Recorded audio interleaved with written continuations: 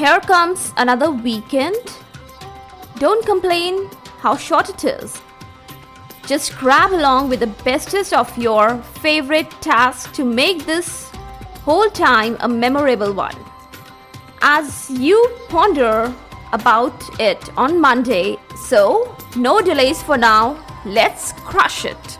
Welcome all to Is Pharmacology Difficult podcast. I'm your host Dr. Radhika Vijay, MBBS MD Pharmacology, and this is the audio hub to get the best simplified basic tips, strategies, methods and lots of ideas to learn better, understand better and make your concepts crystal clear. If you really find and if there's a question hovering in your minds, is pharmacology difficult? Lend me your ears for a while and let in the magic of knowledge. Now today, in this particular section of the routes of drug elimination that we are going to talk about is the elimination via the breast milk.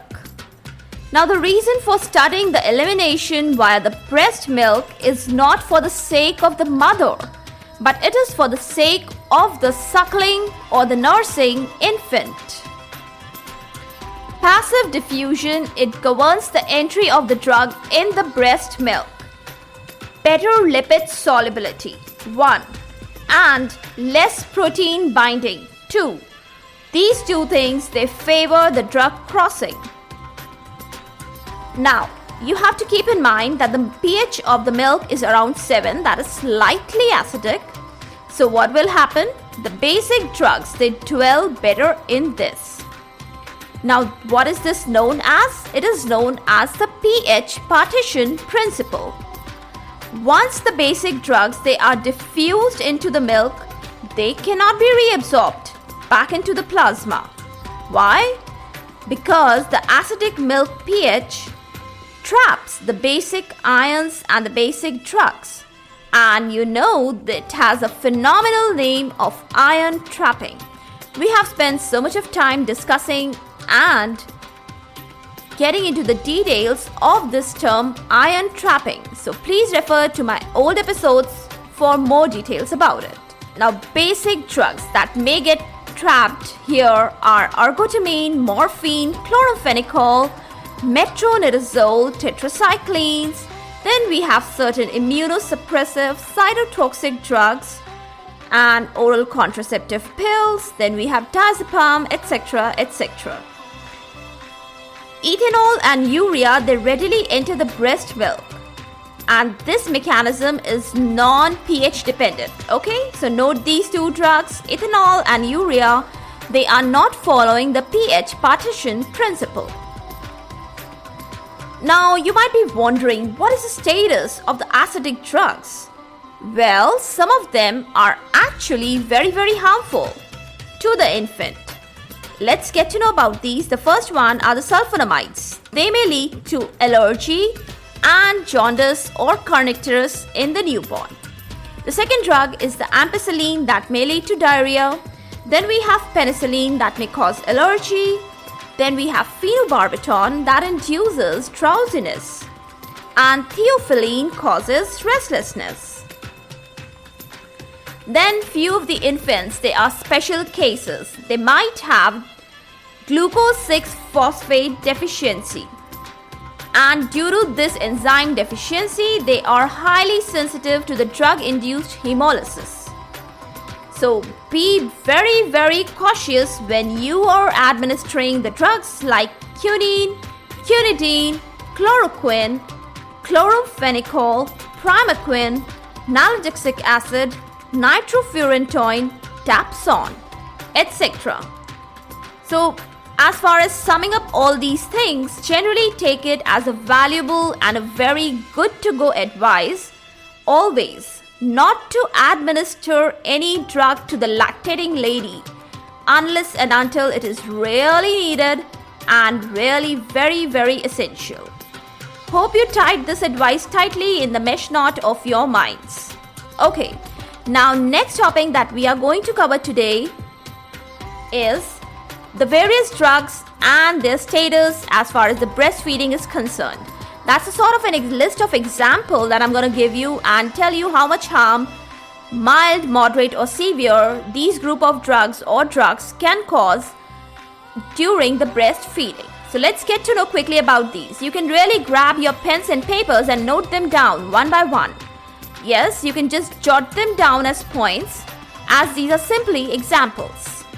First of all, as far as the alimentary tract is concerned, sulfasalazine, it causes adverse effects, and better to prefer mesalazine here. Then as far as the anti-cancer drugs are concerned, they are all unsafe. As far as anti-asthma drugs are concerned, neonate eliminates theophylline very slowly. So observe the neonate for this particular drug for some sort of irritability or sleep disturbances, etc. Let's talk about anti-epilepsy drugs. There's always a general note of caution. Infant should be observed always for sedation. Then poor suckling can occur. Then we have drugs like primidone, ethosuximide, phenobarbital. They all enter the milk in very, very high amounts. But in less amounts, the drugs entering, they are phenytoin and sodium valproate. Let's talk about antidepressants. Please avoid doxepin. A metabolite of doxepin may actually lead to respiratory depression. What about anti-arrhythmic drugs? Yes, I'm talking about the cardiac. Amiodarone, it is present in very high amounts in the breast milk, while disopyramide is only present in moderate amounts. Let's talk about antimicrobials. Metronidazole is present in milk in moderate amounts, so please avoid any sort of prolonged exposure.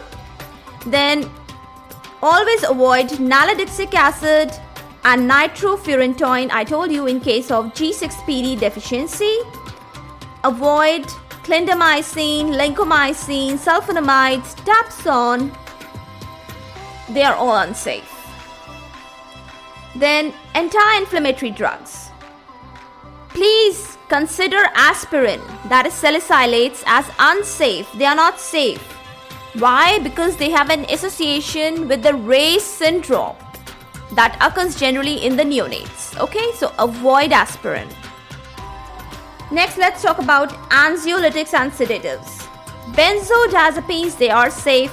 I'm repeating, benzodiazepines, they are safe if they use for short duration.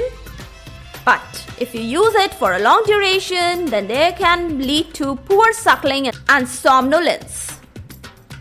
Let's talk about antipsychotics. Phenothiazines, butyrophenones, thiazanthines. They are very, very much avoided unless and until they are really needed. The amount in the milk is very small, but certain experimental studies on animals have suggested their real adverse effects as far as the nervous system is concerned. And in very moderate amounts, the sulpiride, it enters the milk. And please avoid lithium by all bounds. Don't give it. Okay, let's talk about the hormones. Estrogens, progesterone, androgens, they all suppress lactation in high dose. And especially in the contraceptive preparations, the estrogen, progesterones, they are present. They are very in small amounts, so they are not really harmful. But sometimes you never know that it is not very well known, not well established, they may suppress lactation.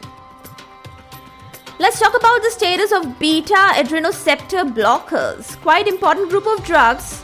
How can we miss it? Neonatal hypoglycemia, that may occur. Then we have sotalol, we have atenolol. They are present in very high amounts in the milk, so better avoid them. Next, let's come to the miscellaneous group of drugs. Bromocriptine, it suppresses the lactation, and caffeine may also lead to irritability of the infant in very high doses. So be cautious. The mother should not take a lot of amount of caffeine via the tea and coffee.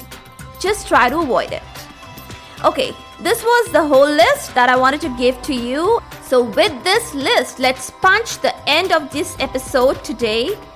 A whole bag of advice, information, and data all punched up today. Hope you derived a lot of good value out of it and you got to know a lot of new things and new terms. Stay on this roadmap of topic for a few more episodes to come upon. And yes, there are turns to new topics also, but these terms sometimes they may lead too far away.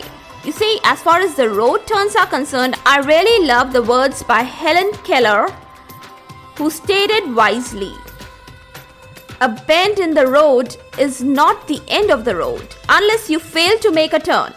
Yes, if you're not taking the turn, definitely that's the end of the road, but that is actually not the end of the road. So take a turn. And added on upon this, wiserly, Suzanne Maxaman has stated that look for the chances to take the less traveled roads. There are no wrong turns. Yes, no information is less, no information has a less value. Every bit and every part of any new thing known is of great value and should be considered nicely. Don't judge a topic by its length or gravity. You can actually learn from everything. For all the updates and latest episodes of my podcast, please visit www.ispharmacologydifficult.com, where you can also sign up for a free monthly e-newsletter of mine. It actually contains a lot of updates about medical sciences, drug information updates, and my podcast updates also.